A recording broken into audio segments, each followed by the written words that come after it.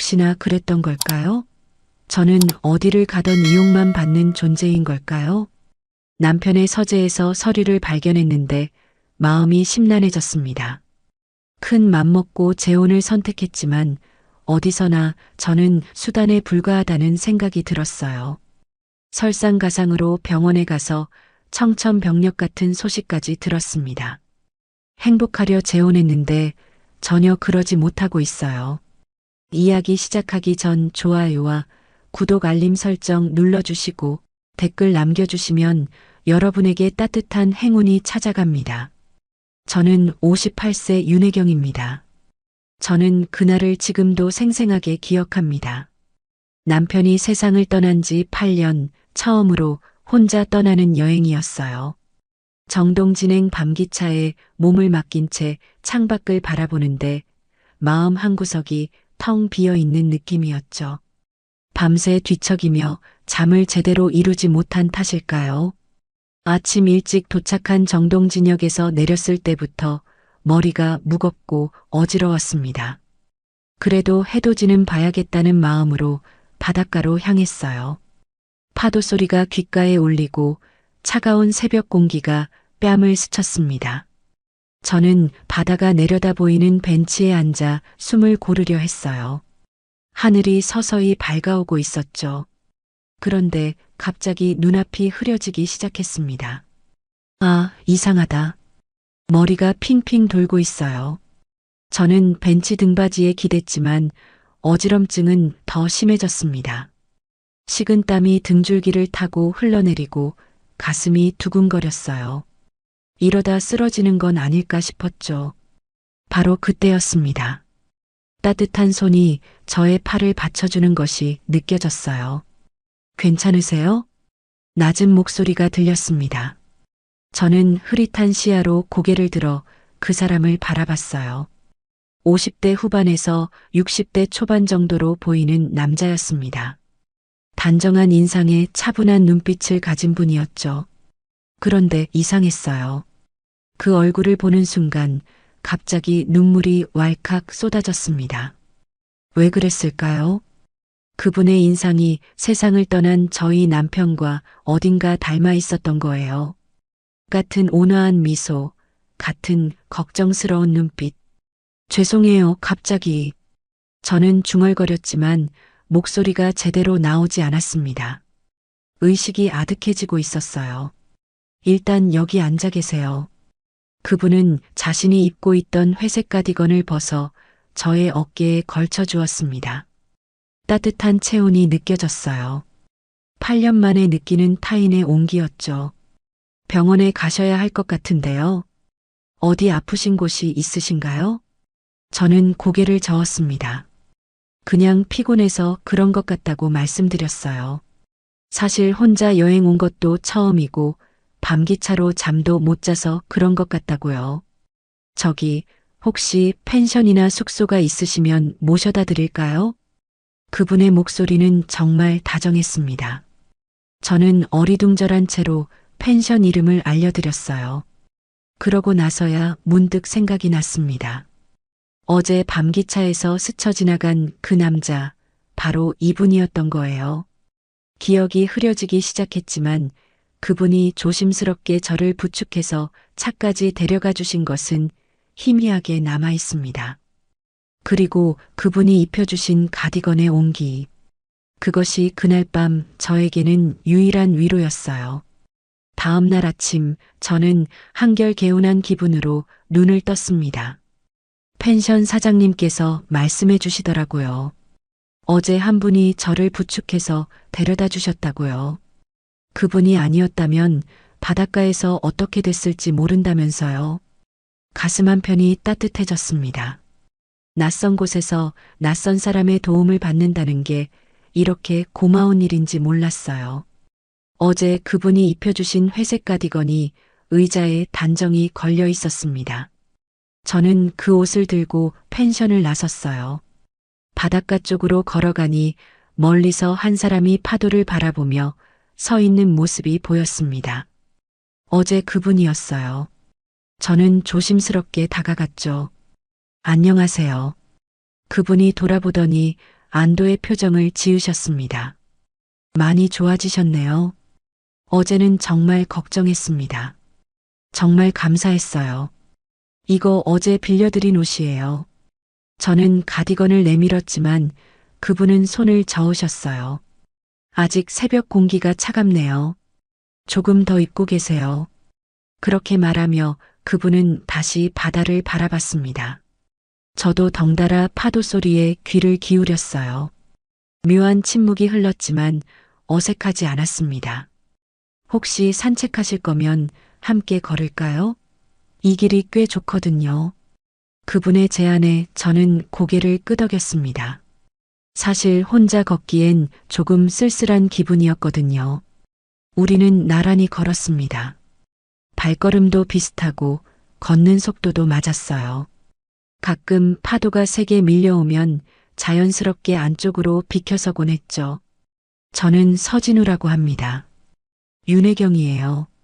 어제 정말 고마웠어요. 별 말씀을요. 저도 낯선 사람은 아니거든요. 어제 밤기차에서 배웠던 것 같아서요. 역시 맞았습니다. 저도 어렴풋이 기억하고 있었거든요. 한참을 걷다가 서진우 씨가 입을 열었습니다. 저는 몇 년 전부터 이곳에 자리를 잡고 있어요. 서울에서 변호사 일을 하다가 은퇴한 후에요. 그러시군요. 저는 서울에서 중학교 미술교사를 했었어요. 지금은 퇴직했지만요. 이곳에 자주 오시나요? 아니요, 처음이에요. 혼자 여행도 처음이고요. 서진우 씨가 잠깐 걸음을 멈췄습니다. 저도 혼자예요. 이혼한 지 좀 됐거든요. 그래서 이곳에 정착하게 됐어요. 그분의 목소리에 어떤 쓸쓸함이 묻어 있었습니다. 저는 무엇라 말해야 할지 몰랐어요. 저 역시 홀로 남겨진 사람이었으니까요. 사람은 혼자 있을 때가 많죠. 제가 조심스럽게 말했습니다. 그래도 이렇게 함께 걸으니까 좋네요. 서진우 씨의 말에 저는 고개를 끄덕였습니다. 정말 그랬어요. 8년 동안 바다를 혼자 보고, 혼자 걷고, 혼자 생각해 왔는데 누군가와 함께하니 마음이 한결 가벼워졌습니다. 파도가 발끝을 간지럽혔고 갈매기들이 머리 위를 날아다녔어요. 우리는 많은 말을 하지 않았지만 그 침묵이 편했습니다. 서로의 존재만으로도 충분한 위로가 되는 그런 시간이었죠. 그때 처음 느꼈어요. 누군가와 함께 걷는 바다는 이렇게 외롭지 않구나. 정동진에서 돌아온 지 일주일이 지났을 때였습니다. 저는 평소처럼 집에서 차를 마시고 있었는데 휴대폰이 울렸어요. 모르는 번호였지만 왠지 받고 싶었습니다. 안녕하세요, 윤혜경 선생님. 서진우입니다. 목소리를 듣는 순간 가슴이 두근거렸어요. 정동진에서의 그 따뜻한 기억들이 한순간에 되살아났습니다. 아, 안녕하세요. 어떻게 제 번호를... 죄송해요. 펜션에서 연락처를 물어봤어요. 갑자기 연락드려서 놀라셨죠? 서진우 씨의 목소리에는 약간의 망설임이 있었습니다. 마치 용기를 내서 전화한 것 같았어요. 혹시 시간 되시면 만나 뵐 수 있을까요? 드릴 게 있어서요. 저는 잠깐 망설였습니다. 하지만 거절할 이유도 없었고 솔직히 다시 만나고 싶었어요. 네, 좋아요. 어디서 만날까요? 북촌에 작은 서점이 하나 있어요. 조용하고 좋은 곳이거든요. 이틀 후, 저는 북촌 한옥마을 골목길을 걷고 있었습니다. 가을 햇살이 기와 지붕 사이로 스며들고 단풍잎들이 바닥에 흩어져 있었어요. 서점을 찾는 것은 어렵지 않았습니다. 오래된 이야기라는 간판이 정겨웠거든요. 문을 열고 들어서니 책 냄새와 커피 향이 어우러져 코끝을 자극했습니다. 그리고 안쪽 창가 자리에 서진우 씨가 앉아 있었어요. 저를 보자 일어서며 미소를 지으셨습니다. 먼 길 오시느라 수고하셨어요. 아니에요. 이런 좋은 곳이 있는 줄 몰랐네요. 우리는 자연스럽게 마주 앉았습니다. 서진우 씨가 가져온 종이백에서 뭔가를 꺼내더라고요. 그날 입혀주셨던 회색 가디건이었습니다. 이거 그날 당신이 많이 추워 보였어요. 서진우 씨가 조심스럽게 말했습니다. 지금도 누군가 옆에 있어야 할 것 같아서요. 그 말을 듣는 순간 가슴이 뭉클해졌어요. 단순히 옷을 돌려받는 것이 아니라 그분의 마음을 받는 기분이었습니다. 고마워요. 사실 혼자 있는 시간이 많아서 저도 마찬가지예요. 그래서 오늘 용기 내서 연락드린 거였어요. 우리는 차를 마시며 이런저런 이야기를 나눴습니다. 서로의 일상, 취미, 좋아하는 책들. 시간 가는 줄 몰랐어요. 그날 이후로 우리는 자주 만나기 시작했습니다. 처음엔 일주일에 한 번, 그 다음엔 며칠에 한 번씩 서로에게 부담이 되지 않을 정도로 조심스럽게요. 한 달쯤 지났을 때였습니다. 저희는 한강공원을 산책하고 있었어요. 노을이 강물에 비쳐서 정말 아름다웠습니다. 혜경 씨, 서진우 씨가 갑자기 걸음을 멈추고 저를 불렀어요. 저 혹시 이상하게 생각하지 마세요. 하지만 요즘 당신을 만날 생각을 하면 마음이 설레요. 저는 얼굴이 빨개지는 것을 느꼈습니다. 58세에 이런 기분을 느낄 줄 몰랐거든요. 저도 마찬가지예요. 사실 며칠 안 만나면 보고 싶어져요. 우리는 서로를 바라봤습니다. 강바람이 불어와 머리카락을 흐트렸지만 상관없었어요. 그럼 우리 연인이라고 해도 될까요? 서진우 씨의 목소리는 10대 소년처럼 떨리고 있었습니다. 네, 좋아요. 하지만 천천히 해요. 우리 나이에 급할 것 없잖아요. 그날 우리는 처음으로 손을 잡고 걸었습니다. 58세와 63세의 조심스러운 사랑이 시작되는 순간이었어요. 연인이 된 지 석 달이 지나면서 저는 자연스럽게 서진우 씨 집에서 시간을 보내게 됐습니다. 그분의 집은 한남동 언덕 위에 있는 작은 단독주택이었어요. 마당에는 감나무와 대추나무가 있고 작은 텃밭도 있었죠. 처음 그 집에 갔을 때 놀랐습니다. 집안 곳곳에 책들이 가지런히 정리되어 있고 거실 한쪽에는 오래된 턴테이블과 LP판들이 있었어요. 혼자 사는 남자의 집 같지 않게 깔끔하고 정돈되어 있었습니다. 직접 요리하세요? 제가 부엌을 둘러보며 물었더니 서진우 씨가 웃으셨어요. 혼자 살면서 배우게 됐어요. 간단한 건 할 줄 알아요. 그날 그분이 직접 끓여주신 된장찌개 맛을 지금도 기억합니다. 짜지도 싱겁지도 않은 집밥에 따뜻함이 있었어요. 주말이면 저는 그분과 함께 마트에 가서 장을 보고 함께 요리를 하곤 했습니다. 서로 말이 없어도 편했어요.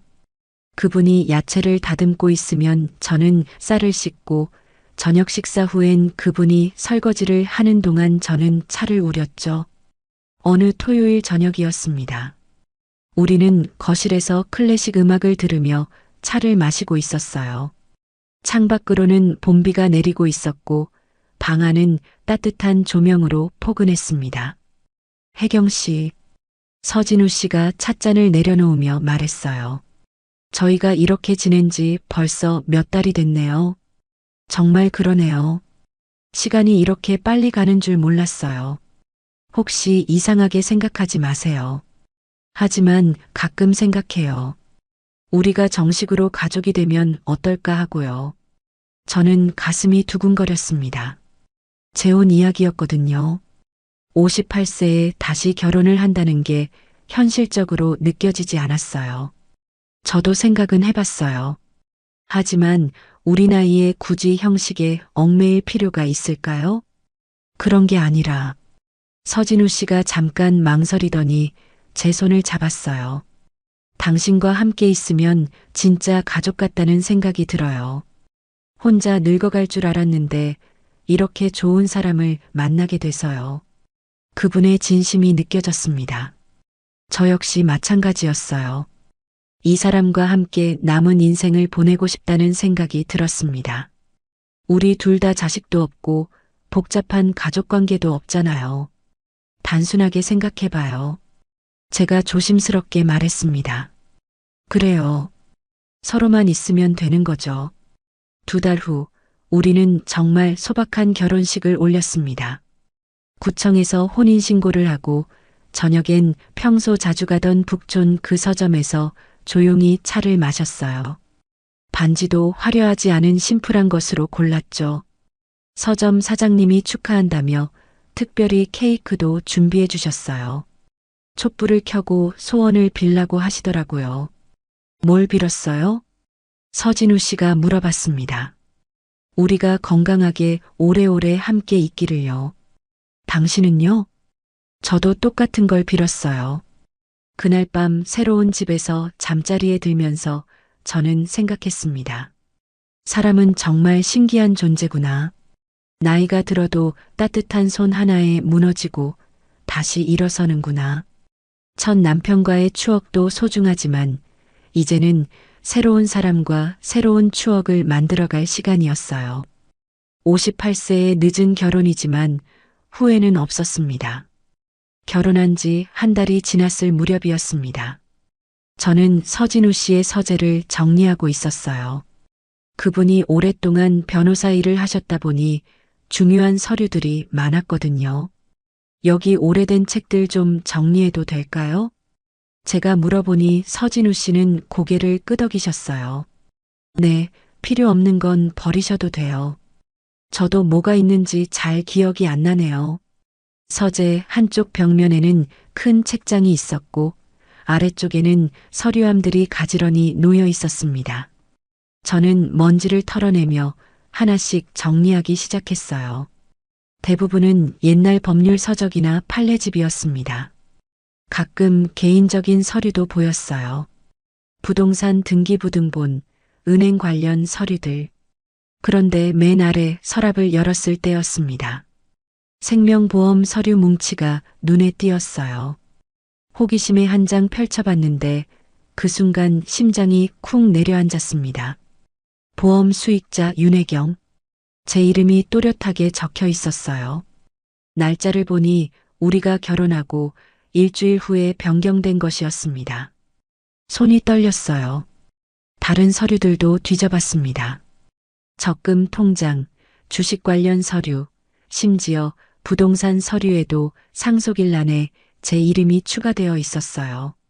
모두 결혼 직후에 정리된 것들이었습니다. 머리가 복잡해졌습니다. 이게 무슨 의미일까요? 결혼하면 당연히 배우자가 상속인이 되는 건 맞지만 이렇게 빨리, 이렇게 철저하게 정리해둔 것을 보니 기분이 이상했어요. 혹시 처음부터 계산된 결혼이었을까? 그런 생각이 머릿속을 맴돌았습니다. 저는 서류를 다시 제자리에 넣고 서재를 나왔어요. 가슴이 답답했습니다. 그날 저녁 서진우 씨가 말을 걸어도 제대로 대답을 못했어요. 오늘 무슨 일 있었어요? 표정이 안 좋아 보이는데. 아니에요. 그냥 피곤해서요. 저는 얼버무렸습니다. 어떻게 물어봐야 할지 모르겠더라고요. 당신 보험 수익자가 왜 제 이름이에요? 라고 직접적으로 묻기엔 너무 예민한 문제 같았어요. 며칠이 지나도 그 생각에서 벗어날 수 없었습니다. 서진우 씨가 다정하게 말을 걸어도 마음 한구석이 의심스러웠어요. 이 사람이 진심으로 저를 사랑하는 걸까? 아니면 다른 목적이 있는 걸까? 혜경 씨, 요즘 말수가 줄어드신 것 같아요. 제가 뭔가 잘못한 게 있나요?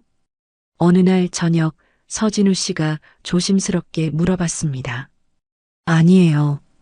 그냥 좀 피곤해서요. 혹시 결혼 생활이 부담스러우세요? 너무 급하게 진행된 건 아닌지.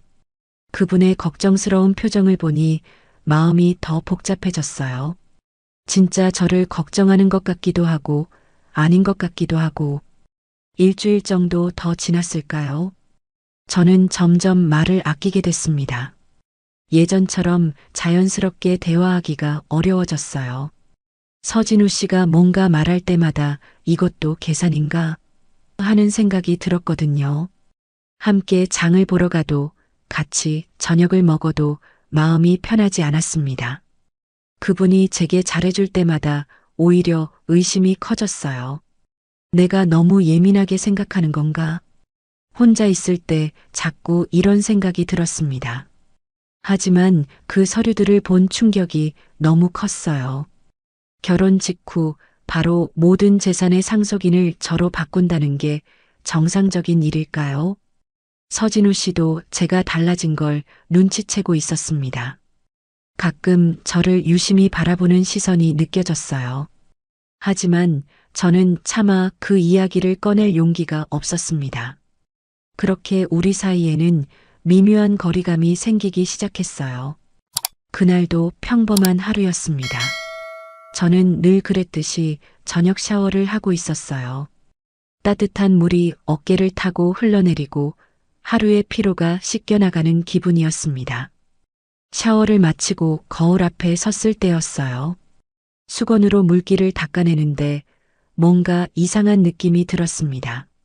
목 오른쪽에 뭔가 만져지는 것이 있었어요. 처음엔 그냥 지나쳤습니다. 나이가 들면 몸 여기저기에 이상한 게 생기는 법이니까요.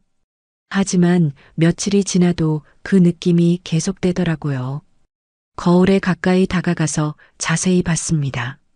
목 오른쪽 갑상선 부위에 작은 혹 같은 게 만져졌어요. 딱딱하고 움직이지 않았습니다. 손으로 만져보니 확실히 뭔가 있었어요. 설마 이게 뭔가 안 좋은 건 아니겠지? 그런 생각이 머릿속을 스쳤지만 애써 무시하려 했습니다. 서진우 씨와의 일로도 마음이 복잡한 상황에서 몸까지 이상하면 안 된다고 생각했거든요. 하지만 일주일이 지나도 그 혹은 그대로 있었습니다. 오히려 조금 더 커진 것 같기도 했어요. 더 이상 미룰 수 없겠다 싶어서 병원에 가기로 했습니다. 그날 아침 서진우 씨는 오래간만에 옛 동료를 만나러 나갔어요. 저는 혼자 집 근처 내과에 갔습니다. 진료실에 들어가 의사 선생님께 증상을 말씀드렸어요. 언제부터 만져지셨어요? 한 일주일 정도 됐어요. 처음엔 별거 아닌 줄 알았는데 의사 선생님이 제 목을 만져보시더니 표정이 심각해졌습니다. 갑상선 부위에 결절이 만져지네요. 정밀 검사를 받아보시는 게 좋겠어요. 그 말을 듣는 순간 가슴이 철렁 내려앉았어요. 정밀 검사라는 말이 왠지 불길하게 들렸습니다. 혹시 안 좋은 건가요? 지금 단계에서는 확실히 말씀드리기 어려워요. 초음파와 조직 검사를 해봐야 알 수 있습니다. 대학병원 진료 예약을 잡고 집으로 돌아왔습니다. 서진우 씨는 아직 돌아오지 않았고 저는 혼자 소파에 앉아 멍하니 있었어요. 사흘 후 대학병원에서 검사를 받았습니다. 초음파를 찍고 조직 검사도 했어요. 바늘로 목을 찌르는 게 아프긴 했지만 참을 만했습니다. 의사 선생님은 일주일 후에 결과가 나온다고 하셨어요. 그 일주일이 정말 길게 느껴졌습니다. 서진우 씨는 제가 검사받는다는 걸 몰랐어요. 괜히 걱정시키고 싶지 않았거든요. 게다가 요즘 우리 사이가 예전 같지 않아서 더욱 말하기 어려웠어요. 결과를 들으러 가는 날 하늘에서 비가 내리기 시작했습니다. 봄비치곤 차가웠어요. 저는 우산도 없이 병원에 갔습니다. 검사 결과가 나왔어요. 의사 선생님이 컴퓨터 화면을 보며 말씀하셨습니다. 갑상선 유두암 초기로 진단됩니다. 다행히 크기가 작고 다른 곳으로 전이되지 않은 상태예요. 그 순간 머리가 하얘졌습니다. 암이라는 단어가 귓가에서 맴돌았어요. 초기라서 수술하면 완치 가능합니다. 너무 걱정하지 마세요. 의사 선생님의 말씀이 들렸지만 실감이 나지 않았어요. 암, 수술, 완치. 모든 단어가 다른 사람 이야기 같았습니다. 병원을 나왔을 때 비가 더 세게 내리고 있었습니다. 저는 비를 맞으며 천천히 걸었어요. 옷이 젖어도 상관없었습니다. 집에 도착해서 창가에 앉았습니다. 빗방울이 유리창을 타고 흘러내리는 걸 바라보며 생각했어요. 이 사람도, 이 사랑도 이제 끝일까? 서진우 씨가 저와 결혼한 게 정말 사랑 때문이었을까요? 혹시 재산 때문이었다면 제가 아프다는 걸 알면 어떻게 반응할까요? 더 이상 짐이 되고 싶지 않았어요. 수술 날짜가 정해졌습니다. 다음 주 화요일 갑상선 절제술을 받기로 했어요. 수술 전날 입원하라고 하더라고요. 저는 서진우 씨에게 아무 말도 하지 못했습니다. 어떻게 말해야 할지 모르겠더라고요. 그래서 그냥 친구 집에 며칠 다녀온다고 거짓말을 했어요. 언제 돌아오세요? 일주일 정도요. 오래간만에 만나는 친구라서요. 서진우 씨는 아무 의심 없이 고개를 끄덕였습니다. 그 모습을 보니 더 마음이 아팠어요. 입원하는 날, 저는 작은 가방 하나만 들고 병원에 갔습니다. 6인실이었는데 다른 환자분들은 모두 가족이 함께 와 있더라고요. 저만 혼자였어요. 간병복으로 갈아입고 침대에 누웠습니다. 창밖으로는 저녁 노을이 지고 있었어요. 내일이면 수술이라는 생각에 가슴이 답답했습니다. 다른 침대의 환자분들과 가족들이 이야기하는 소리가 들렸어요. 걱정하는 목소리, 위로하는 말들. 저는 천장을 바라보며 혼자 생각에 잠겼습니다. 내일 수술이 잘 될까? 혹시 뭔가 잘못되면 어떻게 하지? 그런 생각들이 머릿속을 맴돌았어요. 무서웠습니다. 수술도 무섭고 혼자라는 것도 무서웠어요. 저녁 7시쯤이었을까요? 병실 문이 열리는 소리가 들렸습니다. 간호사분이 오시나 했는데 익숙한 목소리가 들렸어요. 실례합니다. 윤혜경 환자 면회 왔는데요. 저는 깜짝 놀라 고개를 돌렸습니다. 서진우 씨가 하얀 백합꽃 다발을 들고 서 있었어요. 어떻게, 왜 혼자 있어요? 서진우 씨가 제 침대 옆 의자에 앉으며 말했습니다. 내가 옆에 있어주겠다고 했잖아요. 그 순간 눈물이 왈칵 쏟아졌어요. 혼자 감당하려고 했던 모든 게 무너져 내리는 기분이었습니다. 어떻게 알았어요? 병원에서 연락 왔어요. 보호자 연락처로 제 번호가 적혀 있더라고요. 아, 맞았습니다. 입원 서류에 보호자 란에 서진우 씨 연락처를 적었던 게 기억났어요. 갑상선암이라고 들었어요. 언제부터 아셨어요? 서진우 씨의 목소리는 침착했지만 걱정이 묻어 있었습니다. 일주일 전에 진단받았어요. 말씀드리려고 했는데 저는 울먹이며 말을 잇지 못했어요. 그러다 문득 그동안 마음에 걸렸던 것이 떠올랐습니다. 저기 물어볼 게 있어요. 네, 뭐든지 말씀하세요. 그 보험, 그거 왜 제 이름으로 바꾸신 거예요? 서진우 씨의 표정이 잠깐 굳어졌습니다. 그리고 한숨을 깊게 쉬었어요. 그걸 보셨구나. 우연히 서재 정리하다가 봤어요. 결혼하고 바로 모든 걸 제 이름으로. 당신이 내 마지막 사람이니까요. 서진우 씨가 조용히 말했습니다. 내가 먼저 갈 수도 있으니까. 당신 혼자 남지 않게 하려던 거였어요. 마지막 사람이라니. 저는 이혼하고 나서 혼자 살 생각만 했어요. 그런데 당신을 만나고 나서야 알았어요. 진짜 사랑이 뭔지. 서진우 씨가 제 손을 잡았습니다.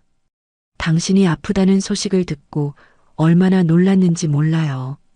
혼자 감당하려고 했다는 게 더 속상했고요. 그제야 제 눈에서 눈물이 주르륵 흘러내렸어요. 그동안 이 사람을 의심했던 자신이 너무 부끄러웠습니다. 미안해요. 제가 너무 예민하게 생각했나 봐요. 아니에요. 충분히 그럴 수 있어요. 갑자기 모든 걸 바꿔놨으니까. 서진우 씨가 제 머리를 쓰다듬었습니다. 내일 수술 잘 될 거예요. 제가 계속 여기 있을게요. 그날 밤 저는 처음으로 마음 편히 잠들 수 있었습니다. 수술은 생각보다 잘 끝났습니다. 의사 선생님은 암 조직을 깨끗하게 제거했다고 하셨어요. 다행히 림프절로 전이도 되지 않았고 예후가 매우 좋다고 했습니다. 회복 기간 동안 서진우 씨는 정말 헌신적으로 저를 돌봐주었어요. 병원에서 퇴원한 후에도 매일 영양가 있는 음식을 해주시고 산책도 함께 다녔습니다. 목에 난 수술 흉터를 신경 쓰는 저에게 전혀 티 안 난다며 위로해주기도 했어요. 2달 정도 지났을 때 정기검진에서 완전히 정상이라는 소견을 받았습니다. 그날 병원에서 나오면서 서진우 씨가 말했어요. 이제 진짜 새 출발인 것 같네요. 그러게요. 제2의 인생 같아요. 그때 문득 서진우 씨가 제안했습니다. 정동진에 다시 가볼까요? 우리가 처음 만난 그곳에. 저는 망설였어요. 그곳에서의 기억이 달콤하기도 하지만 혼자였던 그 쓸쓸함도 함께 떠올랐거든요. 괜찮을까요? 예전 생각이 많이 날 것 같은데. 그래서 가는 거예요. 이번엔 달라질 테니까. 일주일 후 우리는 정동진행 기차표를 샀습니다. 이번엔 밤기차가 아니라 오후 기차였어요. 창밖 풍경을 함께 보며 갈 수 있는 시간이었죠. 기차 안에서 서진우 씨가 말했어요. 그날 당신을 처음 봤을 때 기억나세요? 어떻게 잊겠어요. 제가 울고 있었잖아요. 저는 그때 생각했어요. 저 사람도 저처럼 외로운 사람이구나. 정동진에 도착했을 때는 해가 질 무렵이었습니다. 같은 펜션에 방을 잡고 저녁을 먹은 후 바닷가로 나갔어요.